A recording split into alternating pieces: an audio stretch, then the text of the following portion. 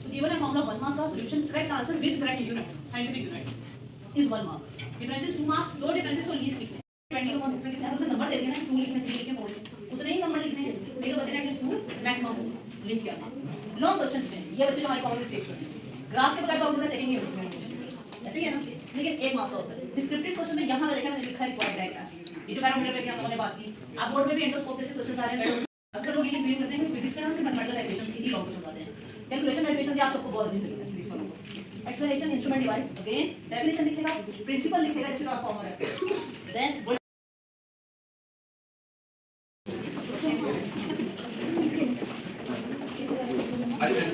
का जो पार्ट है उसको यहाँ पे डिस्कस किया मैंने सिनोनिम्स होते हैं इसमें ठीक है वर्ड्स फॉर करेक्ट स्पेलिंग जिसमें टोटल 9 क्वेश्चंस होते हैं और हमें इसमें से 9 ही करने हैं स्टूडेंट्स ठीक है उसमें कोई चॉइस नहीं है तो इसके टोटल मार्क्स हैं बच्चों को वो नॉलेज आप लोगों को सीखी तो नहीं होगा उसका एक मार्क मिल गया सैल्यूटेशन जो सही वाली अगर आपने की है तो उसका एक मार्क मिल गया बॉडी मतलब जो जिस बारे में लेटर लिखा है अगर आपने उसमें सही से रेलेवेंट इन्फॉर्मेशन दिया है तो ठीक है अगर आप इरेलेवेंट इन्फॉर्मेशन बच्चा देगा तो उसके मार्क्स को आपने काट दिया ठीक है तो इन चीज़ों को फोकस करते हुए आप बच्चों का पेपर चेक करें तो उनको सही समझ आएगी कि हमें कहाँ से किस तरह की तैयारी करनी और सब्सक्रिप्शन की जो एमए की ओशन की ठीक है तो ये एक लेटर का अगर आप चाहें तो किसी पिक्चर भी देख सकते हैं ये इस फॉर्मेट को फॉलो करते हुए आपने बच्चों को लेटर की तैयारी करनी ये एप्लीकेशन है ये एप्लीकेशन का फॉर्मेट है ठीक है अच्छा आप बताएंगे एप्लीकेशन का फॉर्मेट क्या है आप बच्चों को क्या बताएंगे ठीक है लेकिन एप्लीकेशन जो है किसी पैटर्न पर किसी फॉर्मेट से वो अपना एक स्टोरी जो है वो मोरल स्टोरी बनती है तो ये उसका लॉजिकल सीक्वेंस होना जरूरी है वो एक स्टार्ट अच्छा है ठीक है बिगनिंग अच्छी हो उनकी दरमियान में जो स्टोरी चल रही है वो प्रॉपर हो एकदम से एंड नहीं करना है प्रॉपर एंडिंग करनी है एक अच्छी मिडल के साथ ग्रामेटिकली करेक्ट सेंटेंसेस बहुत जरूरी पंक्चुएशन और स्पेलिंग इसके भी दो मार्क्स हैं और फिर प्रेजेंटेशन ऑब्वियसली नीट जितना होगा उतने अच्छे मार्क्स मिलेंगे तो बेसिकली हर एक किसी पैटर्न पर किसी फॉर्मेट से वो अपना एक स्टोरी जो है वो मोरल स्टोरी बनती है तो ये उसका लॉजिकल सीक्वेंस होना जरूरी है वो एक स्टार्ट अच्छा है ठीक है बिगनिंग अच्छी हो उनकी दरमियान में जो स्टोरी चल रही है वो प्रॉपर हो एकदम से एंड नहीं करना है प्रॉपर एंडिंग करनी है एक अच्छी मिडल के साथ ग्रामेटिकली करेक्ट सेंटेंसेस बहुत जरूरी पंक्चुएशन और स्पेलिंग इसके भी दो मार्क्स हैं और फिर प्रेजेंटेशन ऑब्वियसली नीट जितना होगा उतने अच्छे मार्क्स मिलेंगे तो बेसिकली हर एक होता है लेकिन चूंकि आज हमारे बच्चों का पेपर भी था फिर आप लोगों के साथ भी इंटरेक्शन थी तो टाइम कम है लेकिन कोशिश ये करूंगा कि कम वक्त में आप लोगों का कम ही वक्त दिया जाए जैसे कि आप जानते हैं मोहम्मद सादिक नाम के उर्दू की वायदुलशाह चेंज हुई है तो उसके बारे में भी काफ़ी क्यूरीज थी मुख्तलिफ कैंपसेस से कि इससे पहले जो उर्दू की वायदुलशाह थी उसके अंदर कुछ चेंजिंग थी और उसमें अब मजीद एडिशनल कर दिया गया तो वो क्या क्या चीज़ें हैं तो मैं कोशिश करूंगा कि कम वक्त में उन चीज़ों को एलेबरेट करूँ कि जो चीज़ें चेंज हुई हैं जो पुरानी है उनको तो चेंज बताने की जरूरत नहीं है लेकिन जो चेंज हुई है उनको इंशाल्लाह बताया जाएगा बोर्ड पेपर पैटर्न आ जाएगा पेपर गाइडलाइंस वक्त और पेपर मैनेजमेंट जैसा कि अभी इससे पहले भी काफ़ी हमारे जो ट्रेनर्स हैं वो आपको बता चुके हैं कि बच्चे एक पेपर सही करें और दूसरी बात है टाइम पर करें तो वो टाइम ना को मैनेज तकलीफ की बात को हल करने से मुताबिक हिदायत की सारी चीज़ें इंशाल्लाह ये आगे डिस्कस करेंगे ये आपके सामने जो इस वक्त कंटेंट लिस्ट आ रही है बेसिकली ये हमारी उर्दू वायदुलशाह नहीं आई है उसी की है इसमें बहुत सारी चीज़ें ऐसी हैं कि जो चेंज नहीं हुई है लेकिन उनको तो हमें डिस्कस नहीं करना लेकिन जो चेंज हुई है उनको हम डिस्कस करेंगे वन बाय वन देखिएगा जैसे जो वो टीचर्स हैं जो छोटी क्लासेस को पढ़ा रहे हैं लाइक प्री क्लासेस को पढ़ा रहे हैं तो उनको ये टर्म बड़ी अच्छी तरीके से पता होगी मनकूत गैर मनकूत और भारी हरूफ लेकिन चूंकि जो 9-10 को पढ़ा रहे होते हैं वो ज्यादा इस टर्म से फेमिलियर नहीं होते लेकिन मैं सिर्फ इसलिए बता दूं कि मनकूत और गैर मनकूत उन हरूफ को कहा जाता है कि जिन पर मनकूत वो है जो हरूफ तहजी के अंदर जिनमें नुक्ता इस्तेमाल किया जाता है जैसे कि बे पे ते जीन चे ये सारे वो हरूफ है जिनमें नुक्तों का इस्तेमाल है तो वो मनकूत कहलाते हैं और ऐसे हरूफ जिनमें नुक्तों का इस्तेमाल नहीं है जैसा कि हे है आइन है अलिफ है ये ऐसे हरूफ तहजी जिनमें नुक्तों का इस्तेमाल नहीं है उनको गैर मनकूत कहा जाता है भारी हरूफ से मुराद आमतौर पर इंसान समझता है तो भारी से मुराद कोई हैवी है मुराद ऐसे नहीं है भारी से मुराद वो हरूफ है जिनमें दो चश्मी हे का इस्तेमाल होता है भालू भेड़ ये वो हरूफ है जो भारी हरूफ कहलाते हैं जैसे कि ठेला थाली ये सारे वो हरूफ हैं जो भारी हरूफ कहलाते हैं दो चश्मी हे का इस्तेमाल होता है मोहतरम सादिक नाम हरूफ शमसी और कमरी एक टर्म आपके सामने आ रही है कोई बता सकता है हरूफ शमसी और कमरी क्या होते हैं अगर किसी को पता हो इस हवाले से नहीं मैम इसके अलावा कोई अगर शेयर करना चाहिए वैसी बात नहीं ज़्यादा क्या होगा दो चीज़ होगी सही होगा या गलत होगा तीसरी कोई चीज़ नहीं होगी तो अगर सिर्फ एक अगर किसी ने पढ़ा हुआ है या किसी ने ज़हन में है तो वो शेयर करें चलिए बारह टाइम पे ज़्यादा नहीं लूँगा आप लोगों का हरूफ शमसी शम्स अरबी के अंदर सूरज को कहा जाता है कमरी कमर अरबी के अंदर चांद को कहा जाता है असल में ये दो वर्ड लिए कुरान मजीद की एक सूरज से बशमसी वज़ुहाहा ठीक है जी और कुरान मजीद के अंदर इसी से अगली आयत है वल कमरी इज़ा तलाहा ये सूरज शम्स की तदाई वो आयत यहाँ से ये दो लफ्ज़ दिए शम्स और कमर मुराद यहाँ पर सूरज और चांद बताना में अलिफ लाम लगाई जाए तो वो प्रोनाउंस होती है। जैसा कि मैं आपको बताऊं कि एक वर्ड है अर्रहीम। अर्रहीम में देखें अलिफ के बाद लाम है लेकिन वो पढ़ने में नहीं आ रहा, तो इसका मतलब ये है कि बस शम्स के अंदर भी अलिफ लाम है,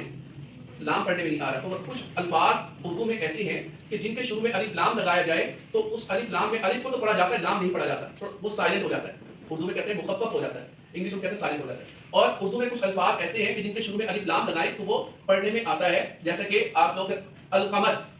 अलिफ के कमर के शुरू में अलिफ लाम लगा हुआ है और वो अलिफ भी पढ़ने में आ रहा है और लाम भी पढ़ने में आ रहा है। तो दरअसल अब ये अलिफ लाम के बाद काफ जो है, कैंची वाला काफ, ये हुरूफ कमरी है, और अलिफ लाम के बाद शम्स शीन, ये हुरूफ शम्सी है।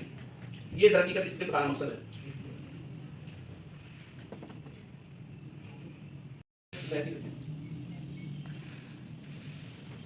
फेल के एग्जाम वगैरह ये सब जो पहले से हम करवा चुके हैं। रसीद इस दफा हमारे सिलेबस का हिस्सा बन चुकी है।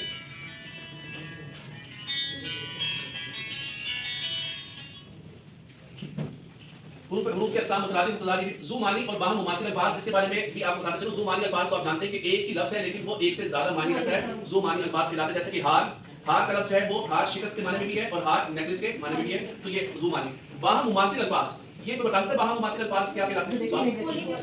मीनिंग अलग होते हैं। जैसे कि लिखने में भी एक जैसे होते हैं, जैसे कि शेर और शीर, शेर और शीर लिखने में एक ही जैसे हैं लेकिन इनकी तलफ़्फ़ुज़ और इनकी इमला एक है लेकिन मानी अलग है, तो ये मुमासिल अल्फाज कहलाते हैं। तो मुझे औक़ाफ़ साहब की राय के लिए, और इसमें कोई और जो चीज़ है वो इजाफी नहीं है, बाकी सारी पहले से हम करवा चुके हैं। स्लाइड को कुछ स्किप करूंगा ताकि जो है वो ये खुतूत वो है जो हमारे सिलेबस का पार्ट है। इस दफा रसीदें दे दी गई है हमारी नई किताब के मुताबिक। 5 रसीदें हैं, उनका क्या पैटर्न है, क्या क्या मार्क्स किस तरह मिलेंगे, वो सारी चीज़ इंशाल्लाह मैं आपको स्लाइड में बताता हूँ। ये जो आपके सामने आ रहा है, इसमें वो जो बोर्ड हुए में आपके सामने टॉपिक है, ये वो मज़ामीन है जो इस दफा बोर्ड ने इस किताब के अंदर शामिल कर दिए हैं। ये इससे पहले हमारी किताब के अंदर शामिल नहीं थे। याद है जो बोर्ड हुए में सिर्फ वो, जो अनबोर्ड है वो वाले वो टॉपिक्स हैं जो पहले से हमारी किताब में मौजूद थे और इसलिए उनको प्रोमिनेंट नहीं किया गया।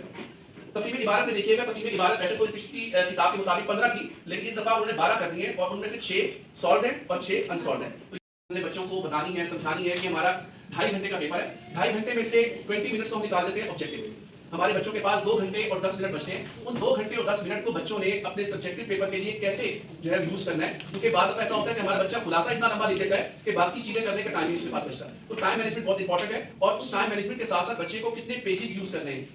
ये भी बड़ी चीज इंपॉर्टेंट है। फर्स्ट ऑफ ऑल आप देखिए मालूम है, इसके लिए तो कोई पेज होता ही नहीं है, उसका आपको पता है ये बबल शीट पर होता है और इसके लिए 20 मिनट्स दिए जाते हैं। इसके बाद अशार की तशरीह, 7 अशार दिए जाते हैं, 4 होते हैं जी नज़म में से और 3 होते हैं गज़ल में से, और उनमें से कोई से आपको नज़म में से 3 और गज़ल में से 2 करने होते हैं, टोटल 5 करने होते हैं। तो 5 के लिए जो टाइम है वो 25 मिनट,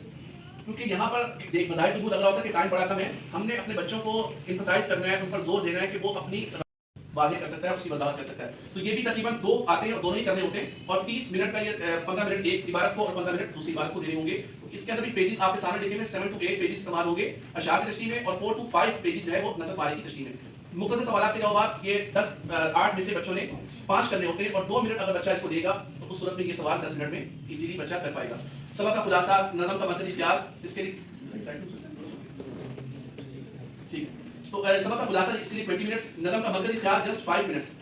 मरकज़ी ख्याल जो है इसके अंदर और खुलासे के अंदर फ़र्क क्या होता है, इसको इंशाल्लाह हम डिस्कस करेंगे स्लाइड में, क्योंकि अभी बहुत सारे बच्चों को कंफ्यूजन होती है कि मरकज़ी ख्याल और खुलासा इनमें क्या फ़र्क है। बार दफ़ा बच्चे मरकज़ी ख्याल की जगह खुलासा और खुलासे की जगह मरकज़ी ख्याल लिख देते हैं, उसकी वजह से नंबर जो है वो सही तरीके से नहीं मिल पाते। खत नवीसी, दरखास्त नवीसी, खत नवीसी और दरखास्त नवीसी से मुताल्लिक़ मैं एक बात ये करना चाहूँगा, अखबार ठीक है, जैसे कि अल्लामा इक़बाल रहमतुल्लाह अलैह का मज़मून लिखा जा रहा है तो उसमें अशार ना हो ये तो मुमकिन नहीं, क्योंकि शायर मशरिक़ है और शायर मशरिक़ के उन्वान से अल्लामा इक़बाल रहमतुल्लाह अलैह के उन्वान से बच्चा मज़मून लिख रहा हो और उसमें कोई शेर ना लिखे तो ये तो उस मज़मून की कहते हैं ना कि रूह खत्म हो जाती है।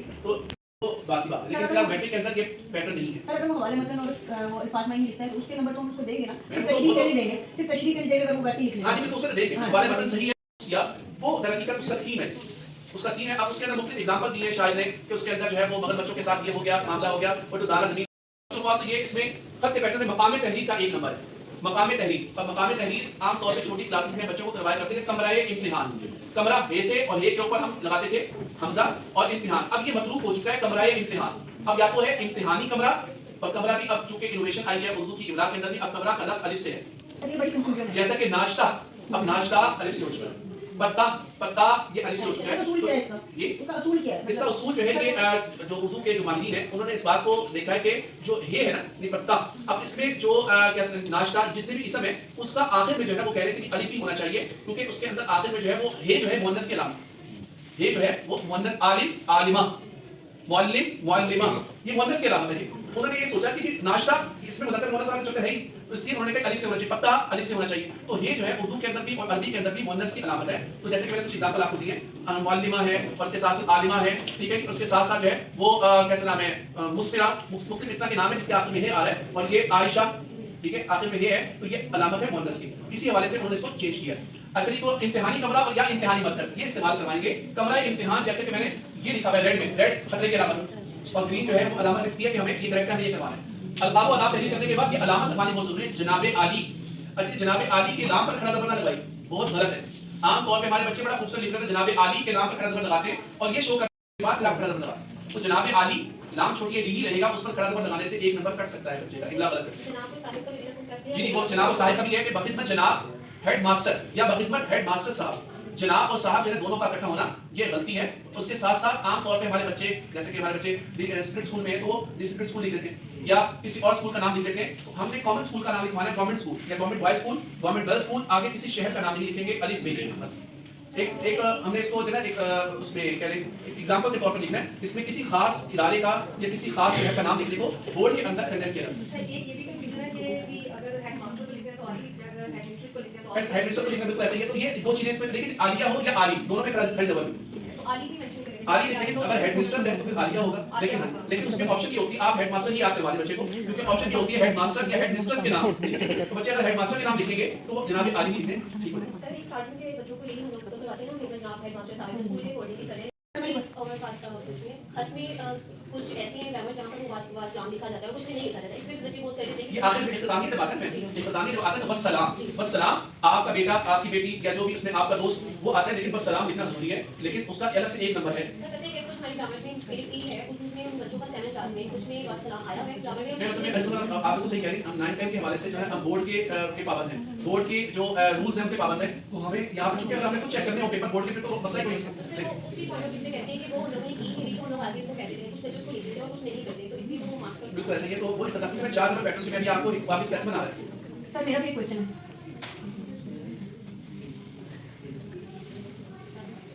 सर मेरा भी क्वेश्चन है अस्सलाम वालेकुम के हवाले से। अस्सलाम वालेकुम तो ये लिखा जो दुरुस्त वाला है, उसके बाद कहीं पे हमारी जो टेक्स्ट बुक है वहाँ पे निदाइया लगाया गया और कहीं पे खत्मा लगाया गया। अब दुरुस्त दोनों है या उनको ऐसे में निदाइया का मतलब है पुकारना। तो जहां पर भी पुकारने जनाब आली ये पुकारा जा रहा है,